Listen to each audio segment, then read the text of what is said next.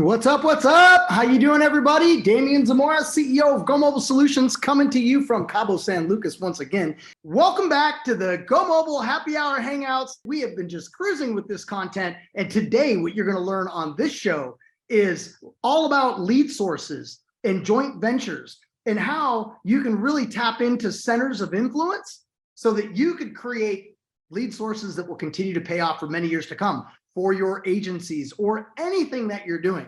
Because my guest who's on today, she's used to dealing with CEOs and presidents and executives from anywhere from, the entrepreneurs to the $20 million companies. And what she does is she's an amazing resource to teach how to grow and scale your business. Now, it's probably no surprise that she absolutely understands system and automation.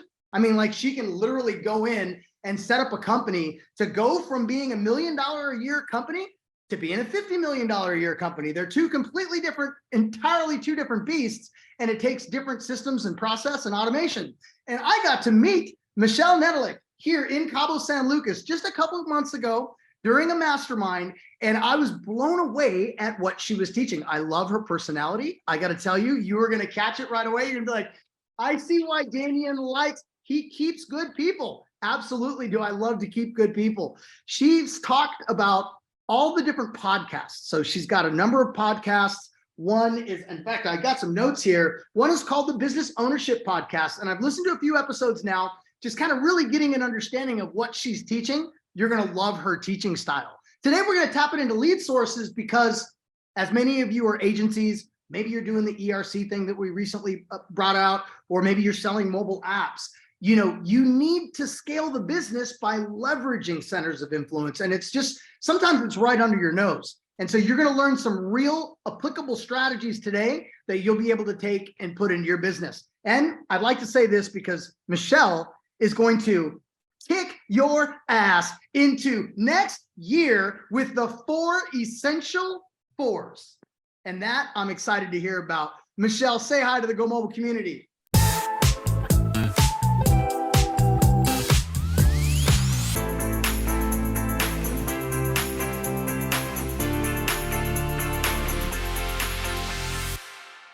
Hello, GoMobile community. How you doing? So I absolutely love the topic that we're going to be talking about. But, just to set the stage, what does it mean to kick their ass into next year with the 4 essential fours? Well, it's 4 essential S's, and we talk about the 4 essential S's of scaling, which are strategy, systems, support, and state of mind. Those 4 elements, and as long as they continually grow and thrive and change as your business grows, thrives, and changes, then yes, your growth becomes inevitable, and it's awesome to watch. Love it. Love it. What's your favorite S out of the 4? Or is it just not negotiable? They all 4 have to work in sync. All 4 have to work in sync, but in my mind, you can't start anywhere without starting with the strategy. So I love talking strategy and mindset, systems sometimes, and people sometimes. So where do you want to take us? Where should we start today?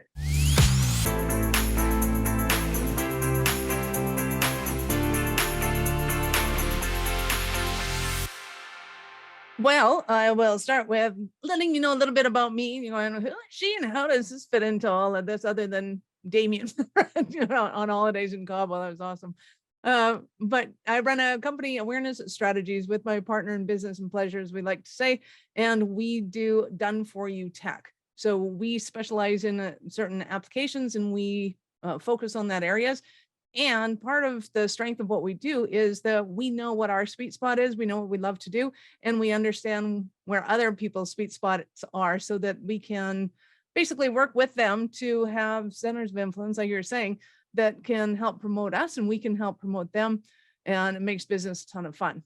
So I have been in the industry for, speaking and bringing in our information since about 2003. About 2015, we pivoted to the tech side of the marketing, and we've been having a ton of fun ever since. We've worked with solopreneurs. We worked with, like you said, $20 million companies, getting $1 million contracts, and just being able to understand where somebody's at, what they need in order to be able to get their business to the next step. Awesome. Do you enjoy working with the big companies or the smaller companies? What's your preference? I'm liking the middle of the ground. As soon as we finished off that one contract, it was like, okay, I'm done. I'm never doing this again. I will find people to do this again. I'm not doing that again. And then the solopreneurs and those guys, those are super fun. Oh my God, they got the energy and the ideas are popping like popcorn. It's fantastic. But sometimes it's a lot like herding cats. So I'm right in the middle where we get to strategize with the owners of the business, founders of the business, and work with their teams in order to make sure stuff gets done every month. You've done a lot of work on podcasts, like a lot. And for someone that is so in the trenches or weeds, whatever you want to call it, with the tech and the systems, you've got that influencer thing down. Like I've seen multiple podcast brands that you have. You got the one, I'll let you explain the one with the little the other stuff going on. You know what I'm talking about. But like, you've got this great personality. You're out there. You're doing the influencer thing, but it's the least I would expect from the one that's in the tech and the systems and process. Explain that, because that's interesting. Oh yeah. So I started the business ownership podcast with the intention of being able to help entrepreneurs that were at that scaling stage of their business, like going from growth to scaling. And to me, there's basically 4 steps in business, just so people understand where I'm coming from on this. Is to me, the startup stage is when you're throwing ideas against the wall, you're trying to figure out what works. You're saying things 8 different ways from Sunday, and you're trying to get responses back from your clientele and hoping something works. Then when you figure out what works, you go, oh, this one, everybody is loving this. I love doing this. It's responding really well. It's got good profitability. That's the thing we're going to focus on. Then you get to go into the growth stage where you're putting your time, effort, and money into that product line and being able to build it out until you have a system that works out. And basically you're almost at the point where you can take yourself out of the business. Then you're ready for the scaling. To me, the scaling stage is when you get to throw money at your problems and they get exasperated, but at least you know that if the more you put in, the more you're going to get out of it. And then it becomes ready for what I call the exit stage. And the exit stage, usually in the entrepreneurial world, is when they take their business and they sell it to enterprise. Enterprise is, Google bought your business for $50 million, whatever the case might be. So my sweet spot was in that kind of growth phase and helping people get up into the scaling. And that's kind of the audience that we were looking at. So I would reach out to people and go, hey, I'd love to have you on the show. What do you talk about? Talk about your business, highlight you, and get to meet some amazing, awesome people. And if they happen to need some help with their tech, that would be awesome. But it was more for the listeners to be able to get some kind of feedback and that sort of thing. So that was kind of my love project that I started. Did you expect that part to take off the way it did? No, and it was super fun. So I was totally stoked about it because I found out that for a general concept podcast, I actually have generalized even more. Our audience is anybody from entrepreneurs to people that are exiting their businesses. So the feedback I've been getting from them is they want more in all 4 areas of business. So we're going to keep growing the show and building it out. And I've just had a blast meeting everybody from around the world, people that are even dealing with the bigger companies. I had an awesome interview on Monday, and we're going to publish it this coming Monday. I sent out an email of yours, letting people know about that program that was going on. And he goes, oh, I assume this is only in Canada. I said, actually, it's only in the States. But if you wanna, and he goes, and by the way, I hope you have a Merry Christmas. And here's a song of me playing the trumpet. And I said, that's awesome. Can we highlight you in the show? Because I want to do some Christmas specials. He goes, sure, but that's not really what I do. He doesn't sell his stuff. He doesn't anything, but he sent me this piece of music on the trumpet, and he's been publishing one every day during the month of December. I said, so what do you actually do? And he goes, I build fiberglass material for a newfangled type of house that has like a 200-year life expectancy. So it becomes eco-friendly housing and stuff. And he's out of Norway. I'm like, this is awesome. And so you just had that interview on Monday. And we're going to publish it on Monday so that everybody can get access to the Christmas carols before. Right, that one's a timely one. So Exactly. So you splintered off in multiple podcasts. And actually, this is, I'm glad we're on this topic here because, people have been thinking about doing more content, and will it help them build their agency? Will it help them land clients talking about this kind of stuff if they lean in a little bit. And podcast to me is kind of it's an easy way to create influence by borrowing and leveraging other people's influence by having podcast interviews, right? It is, and it's also can be a monumental waste of time.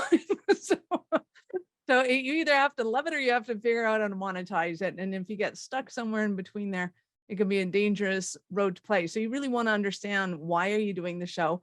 And if you're doing it for the purpose of, the influence and getting to your ideal client, there's ways of situating and positioning your show that make it that much more advantageous, not only to your audience, but to the guests that you have in the show, and ultimately whether or not you're going to monetize your show or how well you monetize your show. Some of them do phenomenally well. Yeah, and I mean, even if it's just like you've done multiple shows. Like, how many exactly do you have? You have 4, yeah? We have 5. 5. Okay. See, it's hard to keep up.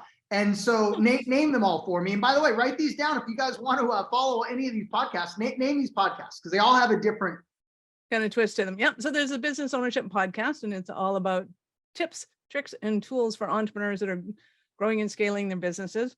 The second one is a little more salty. It's the little blue pill for business. It's all about getting it up and keeping it up. And of course, we're talking about revenue and profit. And we understand that it's all about the 6 inches between your ears. So I interviewed some of the hottest people in the industry that are blowing and going so that you can get in on some action. So if you like a little tongue in cheek and not just physically, this show is for you. Now, the whole premise of that show is it's a lot of fun. It's a rated show. And it's just listening to business things in a different way, because a lot of times we kind of hear the same thing over and over. And it's like, yeah, I got to know who my avatar is. Yeah, I got to marketing messages. Okay, so how do you listen to that, hear it in a different way and go, oh, I get it. That's what I need to do in order to be able to just make that little tweak in my business and be able to kick forward it. Next one I have is Happy to Offend You. And it's all about understanding that just because you're offended by something doesn't mean it's the end of the world. And in fact, if you understand why some people aren't offended by these things, you can start to understand how we can create better connections and relationships with other people. So in that show, I interview people from the personal development realm, comedy shop owners, comedians, drag queens, you name it, Irish redheads. I like to tease anybody that naturally offends other people just by existing. And we just have great conversations about, life in general and how we can make it a little easier on ourselves, not take ourselves so seriously, and get on with the day. So the one for your clients is the business podcast, right? That's the business podcast and the little blue pill. Yeah. And it's kind of like, is it a value add? Like, in other words, hey, I'm going to do your systems and your automations, things like that. And by the way, as a value add, I'm also going to feature you and your story on my show for some exposure. Yeah.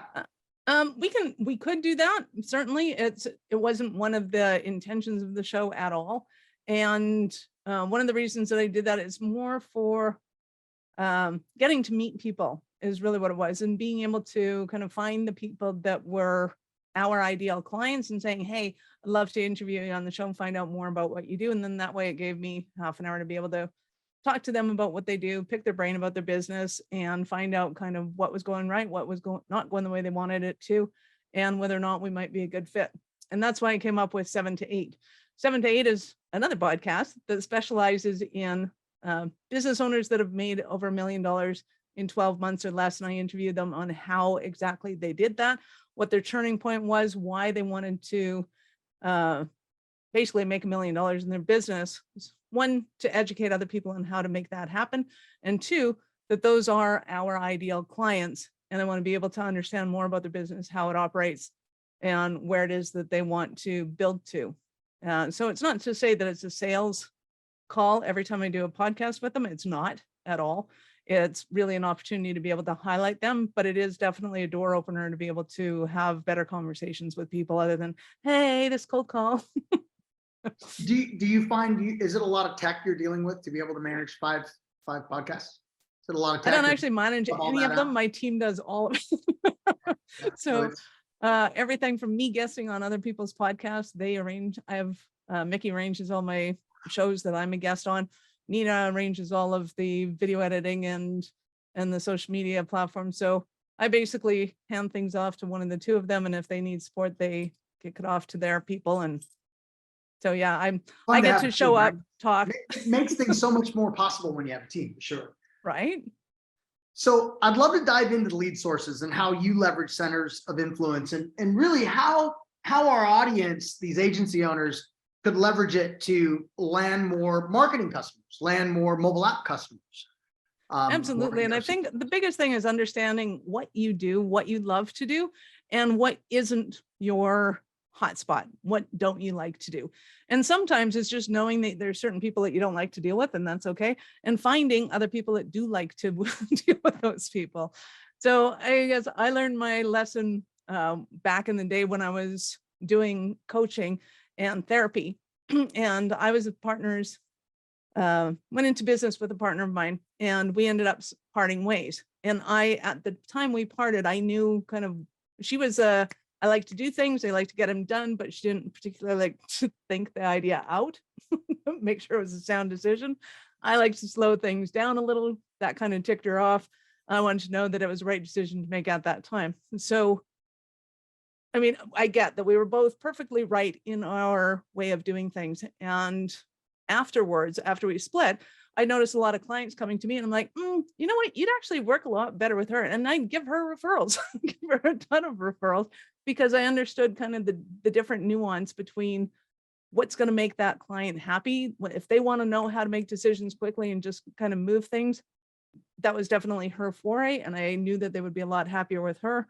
And the ones that were a little slower, more methodical, had to think things out, she'd actually refer to me. So that was when I started to see that just because you do something and you do it super well doesn't mean that you can't refer business off to your competitors, because you're not going to want to work with everybody all the time, and they just don't hit your sweet spot. Call And if them you do take everybody frenemies? all the time, you're doing something wrong. Are those frenemies? Frenemies, yeah. Yeah. And keep your friends close and your frenemies closer. And if they pay commission, that works even better. Right? Because a lot of the things right now is making sure that at least we have a referral system. So we have the affiliate links and everything set up in the back end of our system. So it becomes more tempting for other people to go, oh yeah, sure, I'll absolutely pay back. Most companies don't mind paying a commission fee. Obviously, they have to pay it somebody, whether it's through the marketing and the salesperson or an affiliate.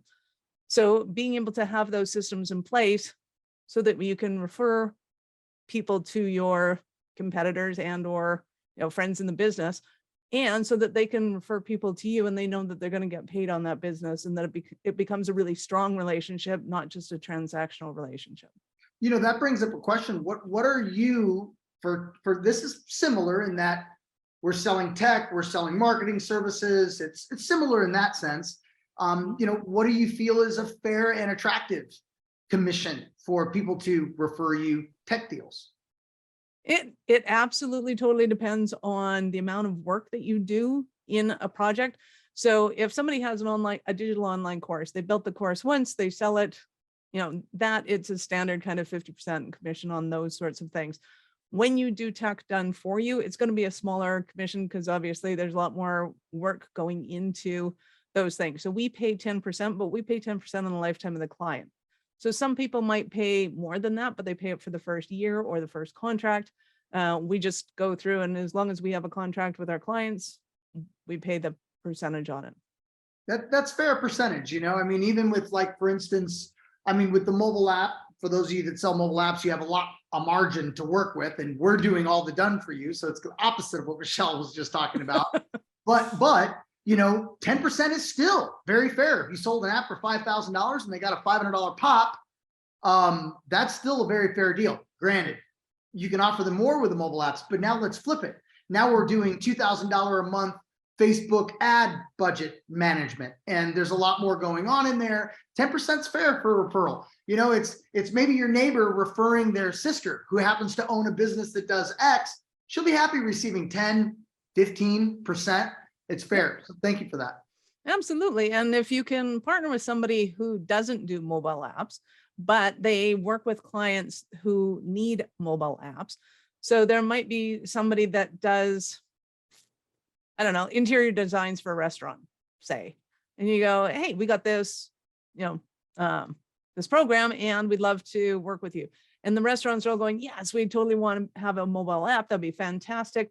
So you're not just getting kind of a one-off, hey, I know someone once upon a time. It's a constant kind of, I have clients coming in on a monthly basis that need your services. If you happen to find somebody that deals with their clientele en masse, so for instance, somebody that might do public speaking and they speak to audiences of 100 people and they constantly have like 30, 40 people coming into their list, and they know that part of signing up as their program is they're probably going to need a mobile app as well. You can create better referral programs for them. So it might actually be incorporated in their product. So they're selling it. You just have to fulfill on it. And that makes a really sweet relationship.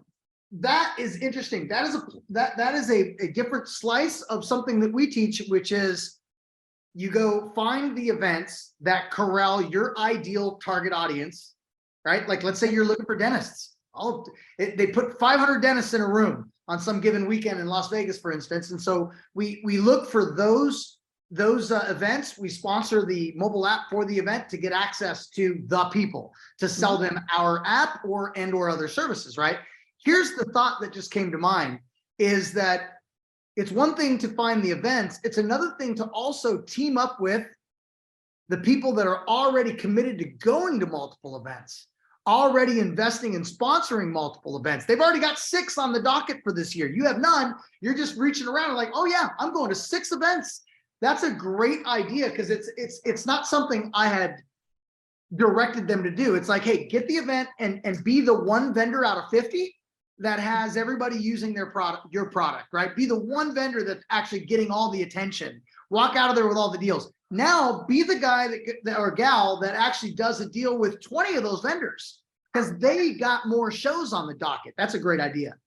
Right? And how many times have you gone to an event and the vendors are all sitting there kind of behind their tables, hoarding their stuff?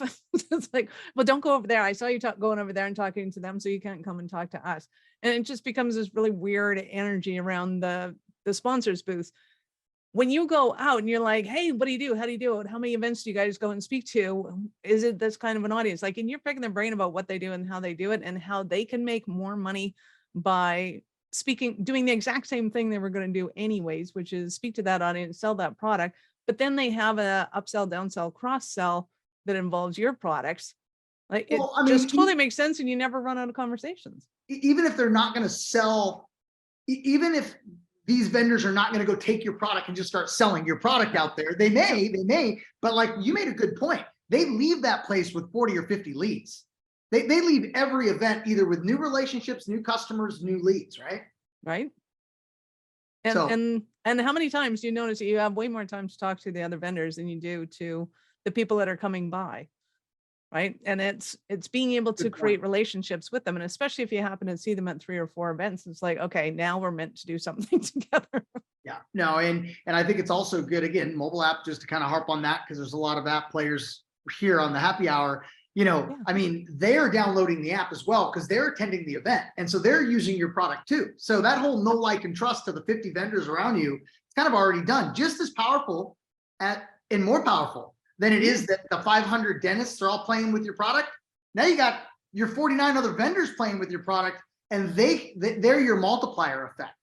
Exactly. Right? I love that. That's how you can hit multiple events at the same week that you can't be in 2 places. You do it through leverage of centers of influence.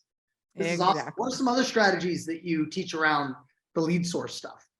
Well, and it's funny, we'll come back to the podcast, because a lot of times people don't have something to connect with other people. They feel like they're invading their space. They feel like they don't have anything to talk about.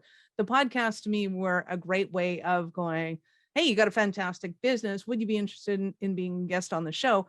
And that allows me to then book them into the show. We have a half-hour show, and I get those bumper times at the beginning and the end to be able to talk to these people and go, you know, what do you do and how do you do it? So that when I go to events, I'm always giving something first before I'm asking for anything in return. And especially when I see people that I go, wow, you would be perfect for the show.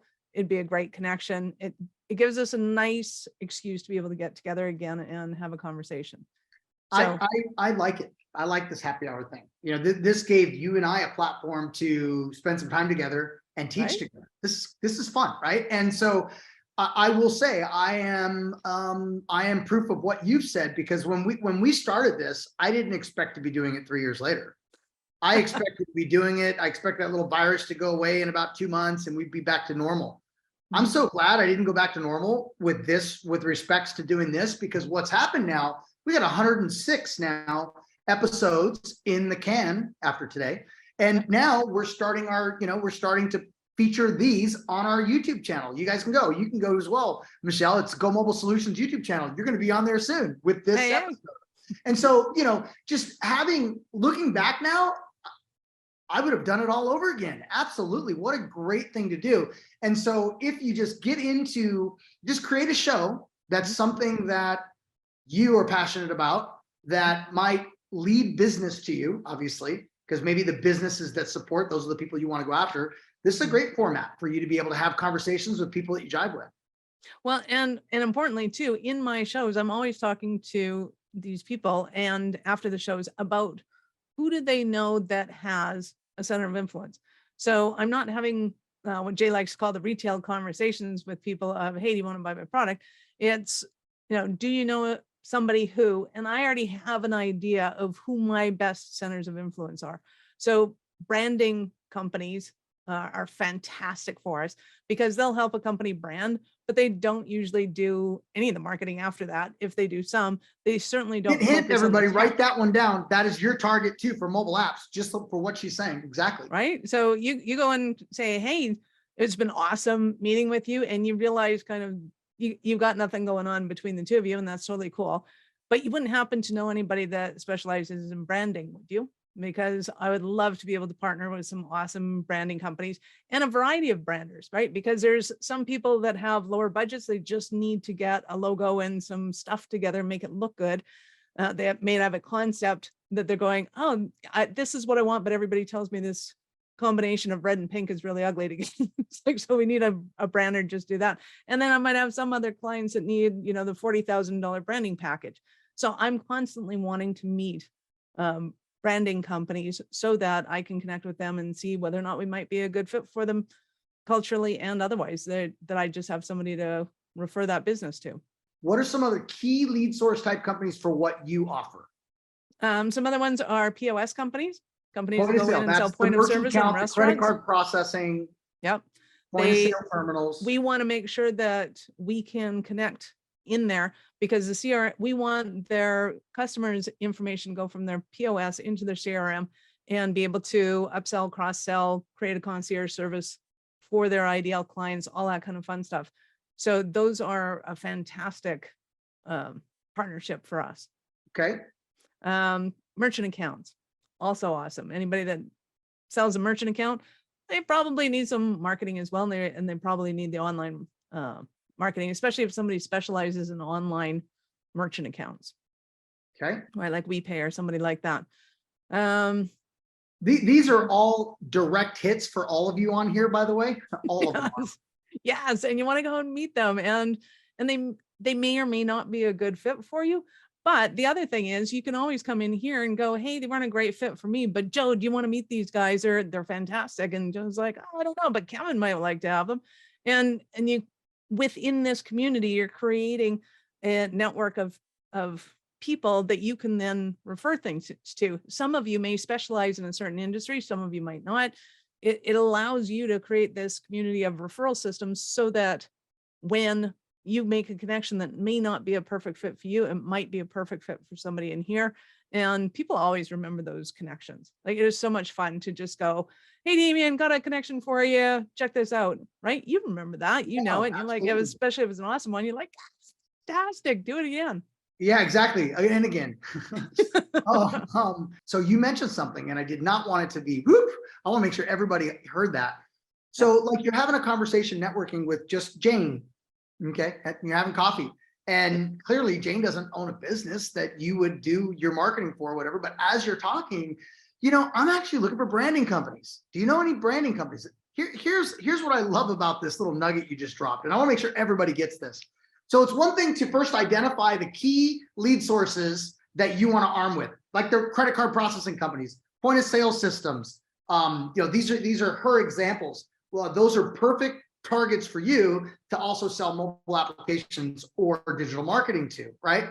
But once you've identified that, okay, so let's use the same thing, branding companies. Let's just stick right there. You can have conversations with people at church, people at your kid's school, people at the park, while you're in the bleachers watching the game, while you're in the line at Stater Brothers, while you're at Costco, while you're on the beach. Like, it could just be catch up with an old friend. All that, like, you know, you've heard me say within 6 feet, anybody that's within 6 feet, just talk. Tell them what you're doing these days. I love this angle of, hey, I'm looking for branding companies right now. Do you have any key branding companies that you really respect that you'd like to refer? And if you just ask 10 different people that, you know, the chances of 1 or 2 of them going, oh yeah, I worked with one back in da-da-da-da, or, you know, and they will lay up these potential lead sources. And even better, if they can introduce you, that's perfect. Right. Well, and keep in mind too, that you're an awesome referral source for them, right? Because kind of nothing drives me crazier than when people are going, what do you got for me? What do you got for me? What do you got for me? And you're not kind of putting back.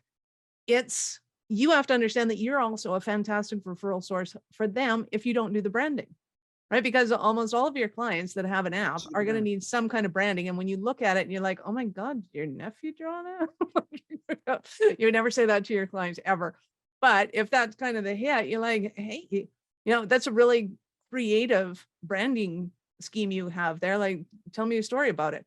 And then they tell you and you're like, and they're like, oh yeah, I'd really love to have somebody else take a look at it, but I just haven't got around to that. Oh, would you like me to refer somebody? I know somebody that's awesome at that. And it's that back and forth that creates that dynamic relationship. Branding is a home run. Like, Joe, all of you, I mean, if you guys picked up on that, branding is a home run because, and Kevin, you're doing the apps as well. I mean, think about this for a minute. So like, they do the branding to create all the assets that are going to go in the app that they don't want to create. You're a perfect person to say, by the way, we're going to create all the branding, all the assets, all the element, your logo, your look, your feel, your flow, the UI, the screen. Like, they can do all that, but we don't like to screw with the tech. And so now you become the person that they give everybody to. By the way, we've got a partner, and normally apps are 50,000 plus. He's doing for 5,000 or less because you do business with us. That's perfect. I like that. This is really good. That's why when we had our email exchange, I told you this is going to be a hot topic, because that's the way to do the one-to-many. You know, we can pound the pavement and sell the 1 app a week or 1 app a month, or we can be strategic and get creative and partner up and leverage. Absolutely. Right? And if you can, once you start doing it, you start to get the hang of, like, it's not just this really transactional sort of thing, it's a relationship thing. And you start to plan out your year as to where are the best places to meet the best centers of influence. Because you may go to a dental conference and you go, oh yeah, this was kind of cool. We had the 500 dentists. That was awesome. But these other sponsors that I met there, they were golden. Like, they were epic. And if you're not in the habit of going to, say, dental associations, it might have just been a hit and miss for you. You may actually decide, hey, from now on, I am only going to dental associations meetings, and you find them in every different state or province or whatever is going on around, because they all have their own association meetings. So you just plan them out and go, okay, we're doing that 5 times a year. And I'm going for the specific purpose of getting 6 more centers of influence off of those. You can catapult your business in no time. Yeah, you really can. And you almost don't even have to buy the sponsorship package. You don't need to buy a booth. You don't even need to get speaking time. You can literally go there by just maybe buying a ticket to get in, and you can leave with 3 centers of influence from the vendors. Yep. You spend guess what? When everybody's in their seats, they're just sitting in the booth. Right? Yep. So that's perfect time to talk. And of course, they're going to talk to you because they've been waiting somebody to walk up for a while. And so now you're having a conversation, and it's like, you know what I do? And a friend of mine, Paul Snyder's one of our resellers of many, many years. And he's the least tech savvy that he comes off, you know. But what he does is, when he tells people what he does, he goes, man, I'm in the mobile apps business, and mobile, you wouldn't believe how exciting mobile apps are. And then that's it. That's his drop. He drops that all the time. It's like, oh man, oh yeah, I'm in mobile apps, and oh my God, you wouldn't believe how amazing mobile apps are right now. And then, oh yeah, what? Like, and then sometimes he'll say, and you won't believe the kind of money I can pay out either, you know? And so just it's lightweight. We're not getting into this. This is what I do, and this is how I do it. He threw it out as like, it's this and it's exciting. And then let you lean into want to know why it's exciting. Oh, and then I could pay big money. Ooh, what kind of big money? It's a very good strategy. But I think we could take that strategy of lightweight conversations into all the different networking opportunities like vendors at an event, or even chamber of commerce meeting, BNI meeting. Well, BNI is a little more structured. That's different. That's a little different. So what else you got for us on lead sources? Well, I think the biggest thing that I've noticed is a lot of people are still putting money in front of questions, which depending on where you're at in business, I think it's really important to understand that when it comes to figuring out a lead source, if you're asking more questions than you're putting out money, you're much more apt to get the success that you're looking for. And it may sound a little weird, but if you're going to networking events or courses, things like that, and people are up at the front of the stage, you're talking and doing things, and you're like, oh yeah, I need that for my business. Go up and talk to them first. Go up and ask them, 20 questions. And you'll start to find that just by asking them questions, as opposed to just buying their thing and running away with it, you start conversations that again can lead to those centers of influence. You start to hone in on who your ideal avatar is for your systems, for your thing. And the more you can have kind of consistent conversations around that. So instead of saying, hey, I help anybody that needs an app, that you work specifically with restaurants, or you work specifically with Asian restaurants, or you work specifically with Asian restaurants on the West Coast, then you start to have a very specific conversation that you actually create more of a beacon towards people that want to have conversations with you, because you are specialized. And then the platforms that you do go on, that you're getting your ideal audience in there, as opposed to going on Facebook and just putting out, anything of anybody that wants a mobile app, right? Because as soon as you become that specialist in that thing, people want to talk to you about it. It's like, I don't want just any app. I want an app that does this. And you're like, yes. Absolutely. And that's why part of the scripting I help folks with is that just to, when you're in front of a restaurant owner, and tomorrow you're in front of a chiropractor, and then the next day you're in front of a pet hotel, each conversation was almost the same when you said, I've teamed up with a team of mobile app developers that have been building apps for pet hotels for the last 10 years, or been building apps for chiropractors for the last 10 years, right? It's a very, you pick that horse, Katie Fletcher likes to call it, pick your horse and ride it. Obviously, you're going to perform so much better when you really understand the niche. You start to become known in the niche. You start to understand the pain points of the niche. Do you niche, or do you I mean, you'll take most any business that comes your way and wants to do it, right? Right? If it's a good fit, if it's a good partner, if it's good fit, the budget. Our specialty is bringing businesses that have not typically been online to going online. Typically the professional services companies, trades guys, things like that. The ones especially that don't want anything to do with the tech, like don't give me acronyms. I don't care. I just want to go paint. I just want to write contracts. I just want to, and then we help them take care of all the messy stuff on the other side.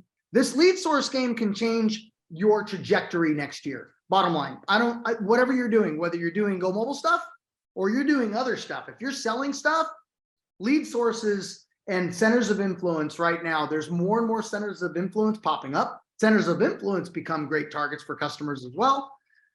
Hey, how about barter and trade? Okay, you go to a center of influence that could use a mobile app, and since your cost is so cheap, imagine being able to do that just for the exposure and for the shout outs and for the work with Joe in mobile apps, right? I mean, that's another really good idea. You can actually barter your services to get a center of influence contract done. One of the things I want to make sure we do cover the importance, and this is going to take a different turn, the importance of the ideal journey when it comes to conversations with your prospects. So I kind of want to understand that a little bit, and that's prospect, not customer yet, right? Right. If you want to go there yet. Absolutely. Basically, what we're looking at is, so remember when I said earlier, there's that startup phase where you're kind of throwing spaghetti at the wall and trying to figure out what works, what doesn't work, what's hitting, what's not hitting.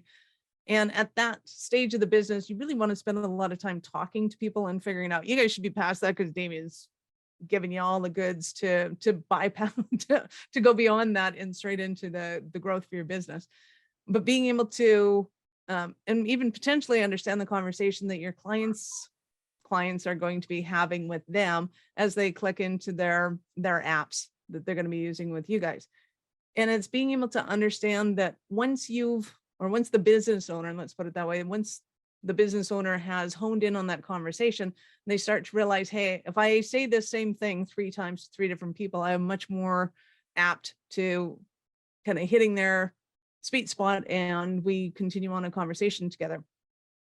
If you can hone in on those right from the get-go. So when somebody's surfing LinkedIn, what kind of conversations tend to have the most responses to move them into kind of the next thing of, hey, I want to buy that thing. It allows your clients to then have a succinct journey from beginning to end. So when they click on that ad to that thing, to go to that restaurant, to then go and spend money with there, to then become a VIP client, to then buy into their concierge program, if that's kind of the app that you've set up for the restaurant, it allows the faster you can help somebody have that conversation that allows them to say, hey, yeah, I actually have 3 really strong people that I loved working with. And you figure out what that conversation looked like with those 3 people. Doesn't matter if they have 150 clients or 300 clients.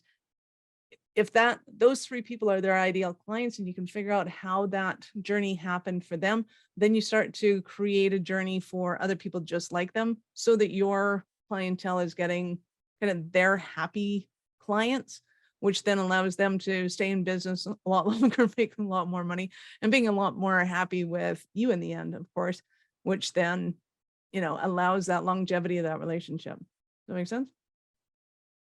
Do you recommend email for those communications? It depends. It totally depends. So if somebody like a restaurant, they may or may not read their emails that they're getting from the restaurant. But what they will do is say, read the push notification. What's that? They'll read the push notification. Exactly. For the free hamburger. Right. So it totally depends on the audience and what they're doing. Whereas a push notification for dentists might not be so kind of familial, right? That might be a little too intrusive. It's like, I don't get it. Whereas people who go to restaurants, they're totally into it. So the dentist may want to email their clientele and have that relationship by email. It just totally depends. Yeah. But the sooner you can figure out what that is, right? So for some dentists, their ideal market might be the parents of kids, of teens, and they want to get the teens and up. They don't want to work in pediatric dentistry. They don't want to work with little kids. They want to work with the older ones. Some of them might want to work in geriatrics, right? In which case, it's definitely not going to be a push notification on the phone, but they still might want the app, because there's still certain things. In my experience, especially with dentists, the older clients are more concerned about keeping their teeth. So they may have an app that allows their clients to continually log in and, a reminder to brush their teeth, all the stuff that we need reminders for when we start getting to a certain age. And it's having a little creativity with them on who their ideal client is and how they interact with you and with your services. That's, how important that is, and it's really, really important for our audience, because when we look at what an app can do for a business, it's really key to understand the customers, because we want to know what's going to get them off. What are they going to like about this app? Why would they care? Why are they going to want to put yet more space on their phone? And right? So a 20-year-old doesn't give a shit about brushing their teeth at noon, whereas an 80-year-old is like, oh yeah, I got to brush my teeth. Exactly. So it's about identifying the 1 or 2 things that really get the intended audience going, and suggest to your prospect, suggest to your customer, that restaurant owner, that understanding that they want the 2-for-1 specials. Or just as an example, Michelle, one of our resellers, she does pet hotels, and she came up with the concept of having cameras and the play areas, so that while you're in the Bahamas, you can, when you're spending $4,000 for the week, you get to look right there. You can see them playing around, and that's a really good thing for the pet owners, right? So she found that one thing that's going to get them going. And so with regards to communication, with regards to using the push notifications, it's real important to understand the type of business, to understand the frequency, to understand the weight, how often and how much you can put in there. Like you said, the dentist. Well, the restaurant can send 3 specials that week. The dentist might do it once a quarter, or push notification to the specific person as a reminder for their appointment, right?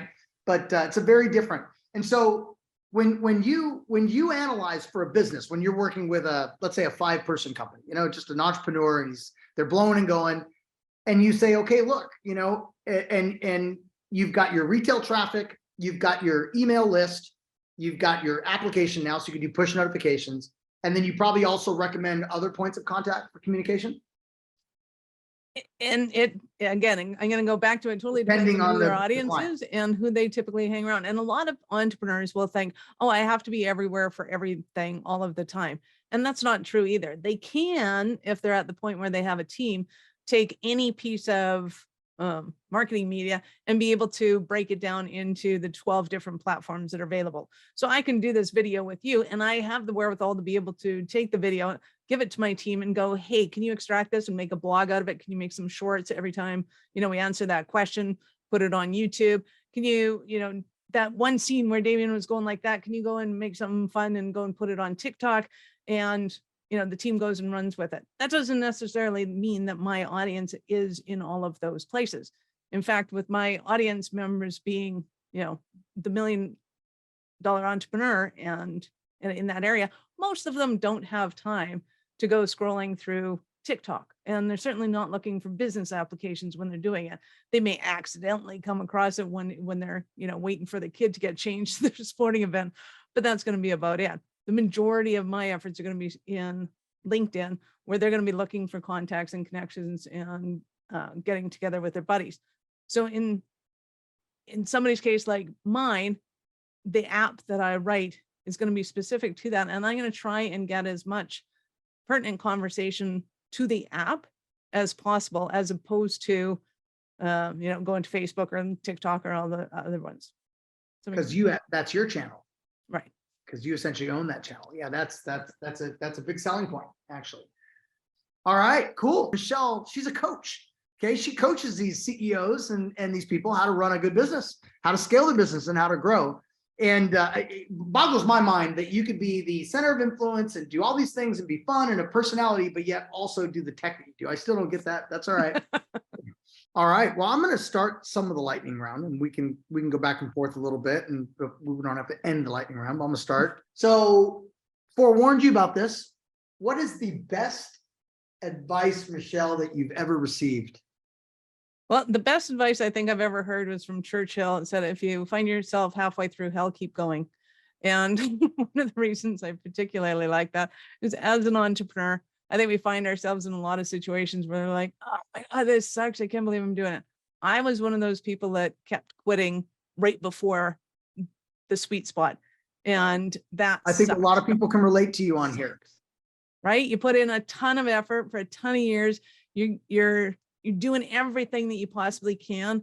And if you can't see the light at the end of the tunnel, you're like, I'm done, I quit. So in about 2000, I want to say 15, 17, we went and climbed Mount Kilimanjaro, and it was something ridiculous, like 5:30 in the morning. It's pitch black. We're climbing up this wall that I called Snot Rock, because you'd take a step up and you'd slide down 2, take a step up and slide down 2. It was pitch black, could not see your feet.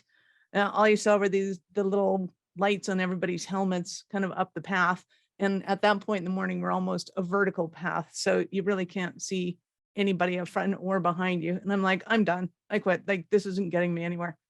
Brad looks at me and goes, you did not drag me halfway around the world to quit now. Like, and I'm thinking, what am I going to do? I'm going to go back to base camp, wait for everybody. This is ridiculous. Why would I do that? And I started to realize, oh my God, this is my pattern. This is what I do. We're half an hour from the top. So we like half an hour out, sunrise happens. We're like, it's awesome. All we got to do is go the other side of the crater. We went to the other side. Of course we did it. And it was awesome and epic. But in that moment, I realized that I would go 98%. And if that little root hadn't showed its 2 little leaves up above the ground, then I was done. And so many times in business, I was that close. And I think it's really important for people to understand it, because a lot of people, I think, shut their doors before they're ready to, and they don't get the support of somebody like you to be able to see, hey, you're exactly where I was at that point. You've got this to do, just go, go, go, and you'll get there. And you need somebody like you to have that revived energy right near the end to be able to get them past finish line and go. Same thing with the marathon. I can tell you all sorts of times when that happened to me. That's really good advice. That is really, really, really good advice. You know, it's I think back on some that I just definitely probably quit too soon. I mean, we all have it, right? And going into 2023, let's not have any of that shit. Let's get it done. What we're intending to get done, let's get it done and see it through, right? Right. I think, and it's particularly important at times like this when it kind of the majority of the world is going, oh, I don't know what's going to happen. I don't know what's going to happen. That you go, I do, because this is what I'm going to make happen. And I'm going to do it until the job gets done. And when you have that conviction, people follow and they see that and they're like, yes, I don't care if it's true or not. I just want some of what you have because it just makes my day easier to get through. And that's really what you want to have, is that conviction that you know what you're going after and you're going to go get it. That brings up a really good bonus question. It does. It does. This is good. This is a good one because so right now looks like the economy is, you know, kind of waffly, you know, inflation is crazy and housing market's starting to slip in the US, talking US. You know, crypto's probably about to take its next bath down any minute. The next big exchange is probably going to go bust as Binance. Who knows what's next? Okay, so we're all in marketing and we're all selling technology and we're selling expensive stuff to businesses. So what I really love for you, that this is a loaded question. I know you know where I'm going. How do you settle with all that? How do you reckon with that? And how do you approach it in your business? How do you approach it with your clients? You're getting them to want to invest money. They're scared about what's next, what's coming, the unknown. What's your whole, give me your loaded answer to that loaded question for everybody, because it's going to be very helpful. Well, it all comes back to mindset, of course, and it all comes back to your mindset. So one of the biggest things that helped me get through this, and keep in mind, I live in Calgary, like I said, we are a boom and bust city. So that means that almost every 10 years, we go through a boom and then we go through a bust, and then we go through a boom and then we go through a bust. And the American economy as a whole has been fortunate enough that it doesn't happen that frequently. You know, it happened in the 30s, it happened in 2000, it happened in 2008, I want to say, and now they're questioning whether it's going to happen. When it happens every 10 years, predictably, you start to go, okay, now what's really going on here? And I started to study the Great Depression and realized that there were a ton of companies that started up during that time period that are still around today. There are a ton of companies that made it through there and thrived. There are a ton of companies that in a time when everybody thinks of, you know, dust blowing and, you know, nobody's making any money, everybody's starving, it wasn't true. There were companies that made it through there, and there were extenuating circumstances that stopped them maybe from going to where they wanted to be.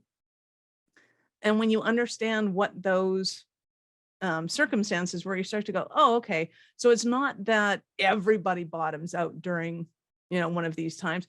It's that some people bottom out during these times, and who doesn't bottom out becomes paramount. Now, obviously, during the dot bomb, it was the computer companies that took a hit. During 2008, it was real estate that took its hit. Right now, nobody's considering it a depression or a recession when Bitcoin drops, because most people thought of that as their extracurricular activity or extracurricular money that went into Bitcoin. You weren't thinking of them as putting their entire life savings in it, although some people did. So you want to really look at, okay, in this kind of mayhem, and understand too that in chaos always precedes order. It has to. So for example, if you go and renovate your bedroom, right, you got to take all of this stuff out, throw it in the hallway or the living room. There's beds and sheets and dressers and drawers and everything is all over the place. You paint the place, you put it up, you put it all back together. Chaos has to precede order. So in order for things to change, we need a little chaos. So when you start to see that chaos is coming, it's like, awesome, this is fantastic. That means there's going to be huge opportunities here. Where are those opportunities? And when you train your brain to look for the things that everybody else is trying to avoid, you start to look at the ways in which we can communicate. So for apps, this is a fantastic opportunity for you because one, they're relatively inexpensive.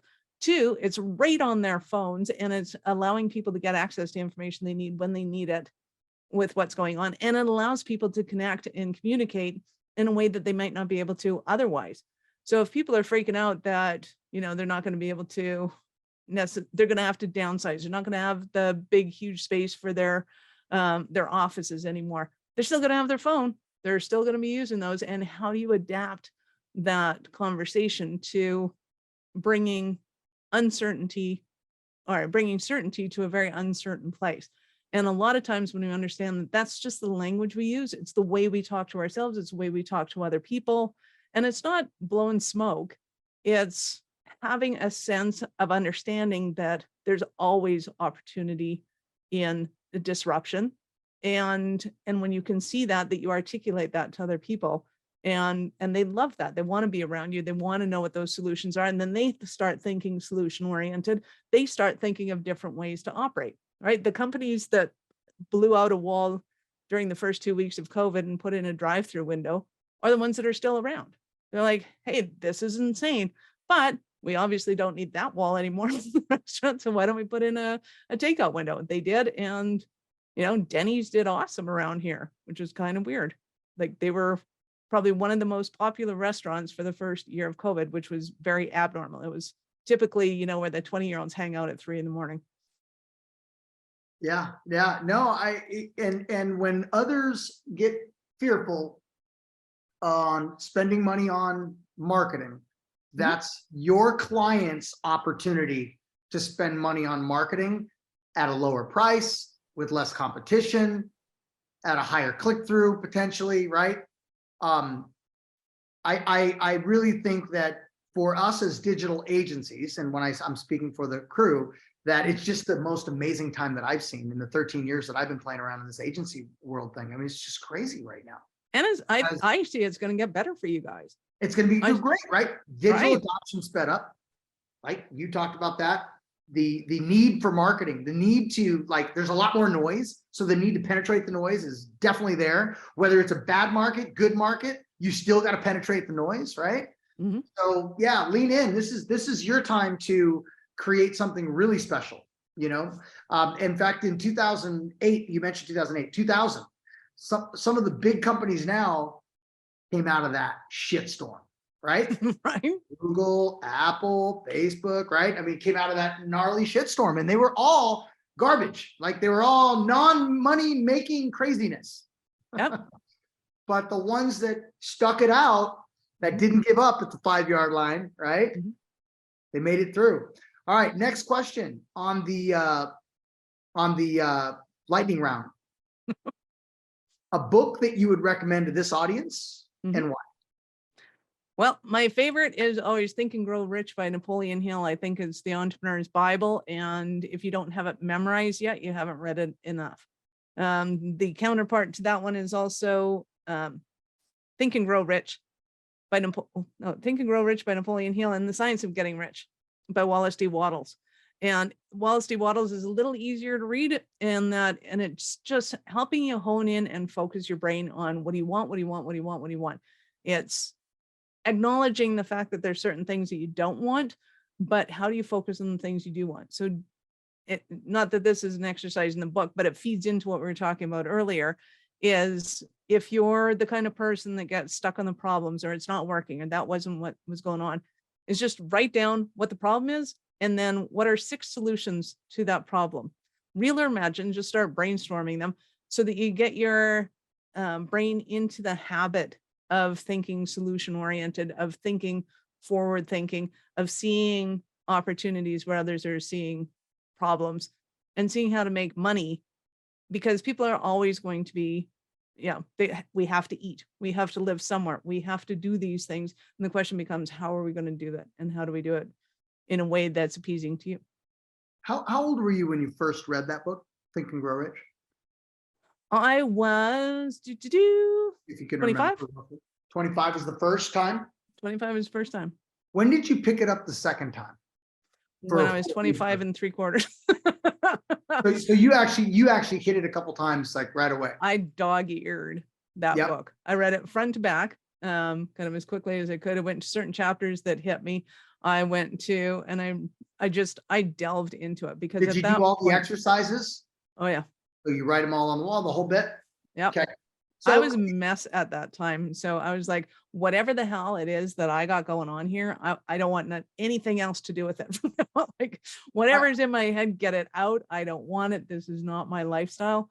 And I wanted to learn how to manifest and create the life that I wanted because I wanted so it. would you say that was everything? That book was everything to your start, to your believing in yourself to be able to be in business and start and be an entrepreneur? Absolutely. The next big kick was seeing Bob Proctor speak and talking about the laws of nature that govern success. And then we kicked back into it again and went, hey, there's something here. And in combination with those two, it was stunning and magical. And that was about 2003. And then we started to just teaching other people how to do it because people just didn't understand how important it was to understand how their mind works and when they're creating negative situations in their life that they don't want. Understanding everything that happens in your life is awesome, period. It's always of benefit to you. The question is, do you like it or not? And if it's, I don't like this anymore, I don't want to do it this way. I know I'm right, but I don't want to be right anymore in this realm. So how do you change that and get out of it? And I think it's a cyclical thing that you continually go through because you're going to hit it again when you hit $1 million. You're going to hit it again when you do $5 million. You're going to hit it again when you do $10 million. There are walls that we hit that we have to build our context. So we have to go through it again and figure it out. And we see it from a totally different perspective. Speaking of that, did you revisit, did you have a long gap of not reading Think and Grow Rich and then came back to it? And then came back to it. Yep. 20 years later? It wasn't that long. So, this was my experience with it. So obviously this is an important book for entrepreneurs. And I want to say that at least 10% of our guests have recommended this very book, right? But everyone has a different reason why, which is really interesting. And you're the first one that gives us a counter to it, which I'm going to be getting this book, Science of Getting Rich by Wallace D. Wattles. I'm very, very, very excited to dig into that. But when I first read Think and Grow Rich, I might've been like 16, okay, or 17. And, ADD, so probably didn't get through it. Maybe in my early 20s, maybe it's more important. I'm already doing okay, business. I'm blah, blah, blah. You know what? They keep telling me to read, so I read it. So I read it again, read it all. Didn't do the exercise, but just read it, understood it. Yep. I read it again, I want to say at 40, maybe 42, 43. I was in Newport, or, when I lived in Orange County. Oh my God, what a different book. Right? It's like it's not even the same book. It's unbelievable. They are two entirely different books when you put them 20 years between it. Yep. We just think of life differently. We think of everything so differently than you do at 16, for sure, or at 20, Yep. And so I love getting when I hear people's stories and their relationship to that book, because that book was great for me. I mean, it was really good. I recommend it to all my kids. They all got a copy of it. So awesome. And my caveat to it is don't treat it like a novelty, treat it like it's a syllabus. That when you hit that goal that you have for the year, whether it's 100,000 in income or 100,000 in investments or 100,000, whatever the case might be, or $1 million, all of those glass ceilings, if you will, even though we're all entrepreneurs and we can blow past them, something happens in our minds that we create kind of a thermostat. And if we read it again, give ourselves permission to read it again, it is a totally different book every single time. And you recommend reading it when you hit a wall, hitting it when you hit a wall. Yeah. If you hit a wall of any kind, read it. Okay. That's a really good recommendation. Thank you. Yep. Awesome. All right. The next question on the happy hour lightning round: what is an application, a tool, a resource, a hack, other than one of your own, that you'd recommend to this group, and why? One of the best, I don't know if you call it a hack, it's not really a tech thing, is if you want to do something that you haven't done, you're like, oh, I got to do this. I got to do this. I got to do this. And then you start beating yourself up because you've never done it. Nobody ever does that, right? Is to bring somebody else in and book an appointment with them to do the thing. And it may be as silly as, hey, Damien, do you mind sitting in on a meeting with me? I need to make 20 cold calls. Right. And as soon as Damien's in there in that meeting, you damn well better get those calls made. He's going to be ticked. And it could be your wife. It could be a friend. It could be somebody that you pay. It could be, whomever. But as soon as you have somebody there watching you do the thing gets done. And so the thing could be anything. Anything. If you're not eating properly, if you're not exercising, if you're not walking the dog, if you're not. They got to physically be in the room with you? No, not at all. So you book an appointment with them and it might be to walk the dog. And you're like, okay, so, 6 o'clock hit or whatever. And you're like, okay, it's time to go walk the dog. Somebody phones you and says, okay, are you walking your dog? All of a sudden it's like, well, shit, where's Colin? Where's the dog? Where's that? We got to get going here. Cause now you haven't just told somebody you're doing it. You're wasting their time by not getting it done. And there's something in our brain that just goes, I can't waste somebody else's time. We'll waste our own time until the cows come home. We are so okay with wasting our own time, our own health, our own whatever. But when it comes to wasting somebody else's time, it's like, oh my God, okay, I'm so sorry. I won't do that again. And you start getting things done. It works like a charm.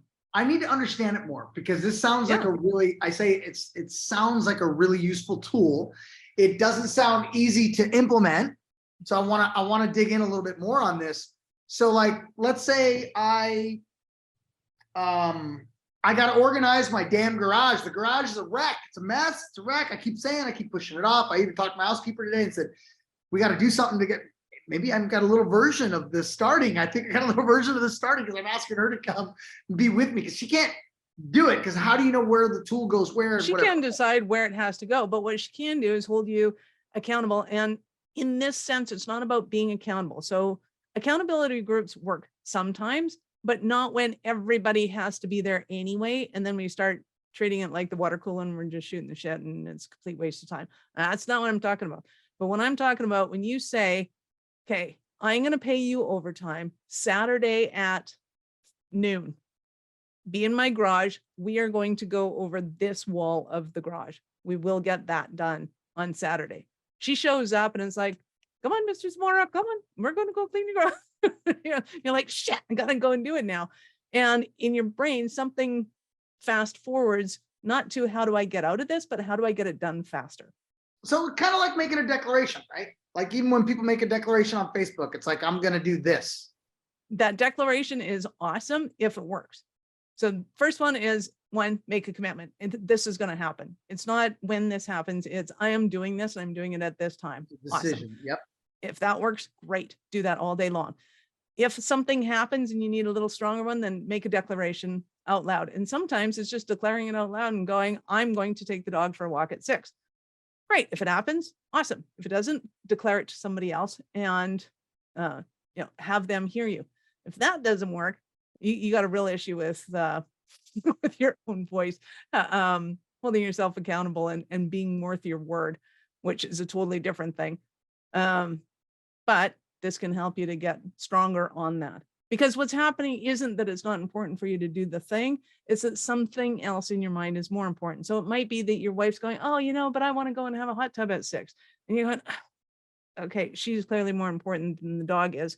But what you're not realizing is that she's more important than your health is. And that's not good. Your health has to be most important. So if you really want to go in a hot tub with your wife at 6, then when are you going to walk the dog? Like do it at 5 then. Great. Awesome. When you go, well, I can't do it at 5 because I feel guilty because I should be working and, we're in Pacific and we got to work later because, blah, blah, blah, whatever. It allows you to start to realize what in your brain seems more important than achieving that goal. So all of these, the commitment, the declaration, the accountability are intended to find out what's stopping you in your brain from doing the thing that you said you wanted to do. But when we book somebody else's time in to say, watch me do this thing, and I promise I will do it when I get there. If you're not doing it at that point, you either don't really want to choose that thing. Somebody has told you that this is your goal and you have to really question why it is that you set that thing. 2, that you're not, there's a word for it that I'm looking for. You're not worth your word. Your word isn't your bond, and your word has to be your bond. So you have to get in the habit of going, either I am going to do this and I'm going to commit to it, or I am going to state, I really don't want to do that. And I'm not going to say that I'm going to walk dog because I don't give a shit. What is really important to you? And when you say, I'm going to do this, that you do it. Yeah. Yeah, that's important as we go into New Year's. What's your take on New Year's resolutions? I personally love them. I think anytime we can start something at the beginning of something, we tend to give it more clout and start. But the reason people go awry with it is that they're not putting the plan in place to do it. It's like, yeah, I'm going to go to the gym. I'm going to start working out. I bought my membership Monday. Oh man, but it was so busy in the parking lot. Was we start to not want to do the thing because it becomes difficult. And we really got to look at, why is this thing difficult? Why do I want to do that? And if you can get a bench buddy to show up at the gym when you show up, you will show up at the gym, you'll find the parking spot and you'll go, oh, I have 3 blocks to run. I will run to the gym. I'll get in my 30-second exercise and warm up before I get there because I park so damn far away, and it's all good. I get it. You make it happen. I really get it now. I get the use of the tool. You clicked it for me right there, because of course we hire a personal trainer so that we have to show up because it's an appointment. And of course we're going to do that extra 2 reps. He's standing right over your shoulder. I get it. It all makes sense. You're just saying, apply that in your normal life of other things that you do with your family and friends around you. And I love that. I love that. It's really cool. You get the thing done. And we're going to be closing up here. Is go ahead and give some final parting words of encouragement. You've done a lot of encouragement, not to say you haven't. It's been a lot, but how are you going to send this crew into their next year? Kick their ass into next year. Kick your ass into next year. Well, first of all, I want to say kudos to all of you, because you are entrepreneurs and you are taking control of your life.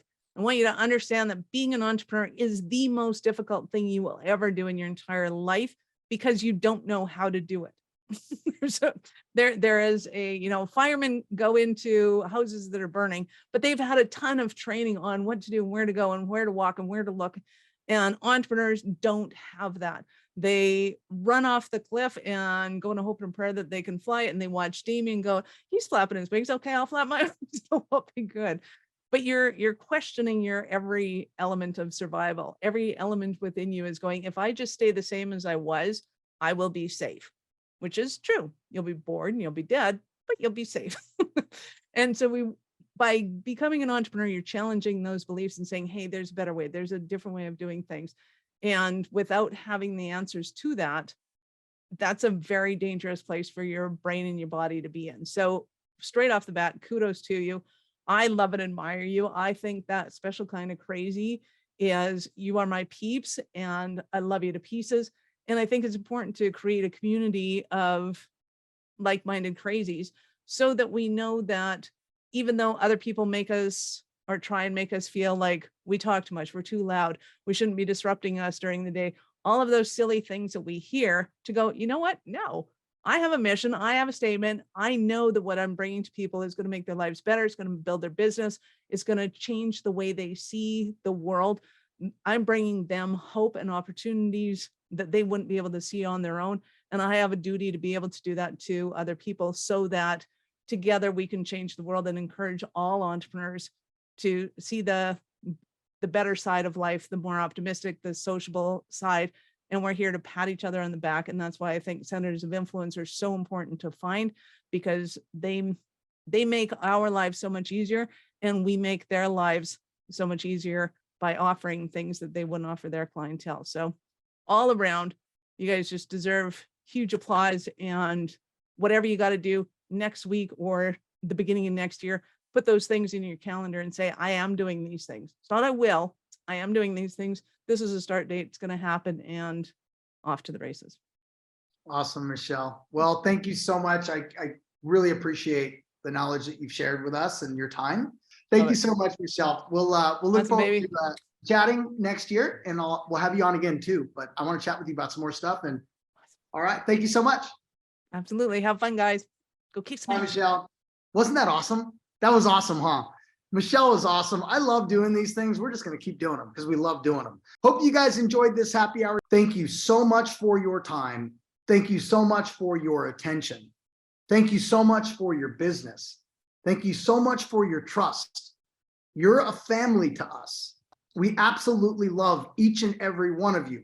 And I will promise you that GoMobile and the team will be there every step of the way to help you find success in mobile, to help you find success in your agency, to help you find success in your personal lives, to help you find success with your mindset. You know, we love this stuff. Keep coming to the happy hours, lean in, go mobile or go home.